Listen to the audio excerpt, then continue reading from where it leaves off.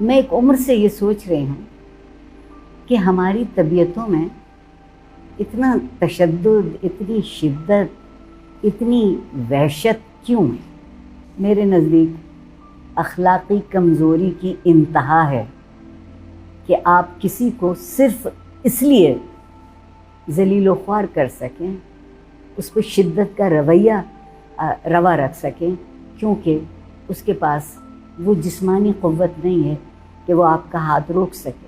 ایک 50% ڈرا سہما معاشرہ ہاتھ کی ضرب سے، زبان کی زد سے، بہتان کے بوچھاڑ سے گھبرا کے صرف خاموشی کا حصہ ہے، اور وہ خاموشی جبر ہے۔ میری سمجھ میں نہیں آتا کہ پاکستان کے معاشرے میں مرد اتنا جبر کیوں کرتے ہیں؟ کس چیز کی کمی ہے ان کے پاس؟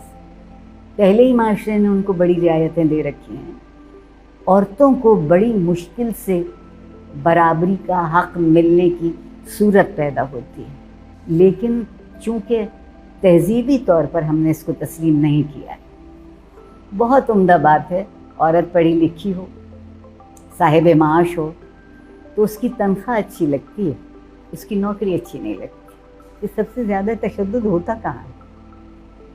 اس تشدد کی بہترین جگہ گھر ہے، کیونکہ وہاں ناظرین اور سامعین تھوڑے ہوتے ہیں، گواہی کم میسر آتی ہے، اور آپ کی بے لگام انا کو کوئی لگام دینے والا نہیں ہوتا۔ ہم یہ نہیں سوچتے کہ گھر کی زندگی اگر محفوظ ہوتی ہے تو ہم ساری زندگی کا مقابلہ بہادری سے کر لیتے ہیں۔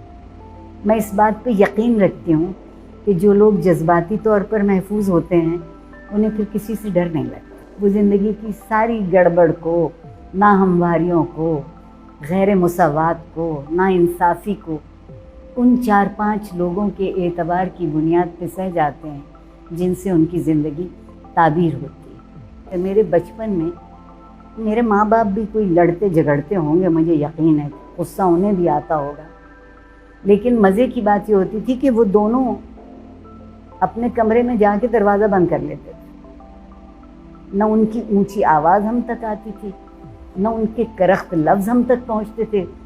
تو انہوں نے ہم پر احسان یہ کیا کہ ہمیں شدت کے تصور سے بچا دیا۔ آج جو عورتوں پر تشدد ہے، بچوں پر تشدد ہے، کہ ابا اگر کوئی بات کر رہے ہیں اور چھوٹے سے بچے نے کچھ کہہ دیا تو اس کا جواب ایک تھپڑ یا ایک لات یا ایک ٹھوکر۔ میری سمجھ میں نہیں آتا کہ بات زبان سے کرنے کی ہوتی ہے، آپ بات اپنی ٹانگوں سے کیوں کرتے ہیں، مکوں سے کیوں کرتے ہیں؟ سمجھا سکتے ہیں آپ اس بات کو اگر اس کی بات غلط ہے۔ یہ ہم نہیں سمجھ رہے ہوتے کہ ہم اپنے گھر میں رہنے والوں کی شخصیت کو مسخ کر رہے ہوتے ہیں۔ ہم یہ نہیں سمجھتے کہ ہم ان سے آرزو کرنے کا حق چھین رہے ہوتے ہیں۔ اس بچے کو، اس عورت کو، اس بچی کو، بوڑھوں کو بھی ہم آرزو کرنے کی اجازت نہیں دیتے۔ اور بھلا وہ زندگی کوئی زندگی ہوگی جس میں آرزو نہ کر سکے آدمی؟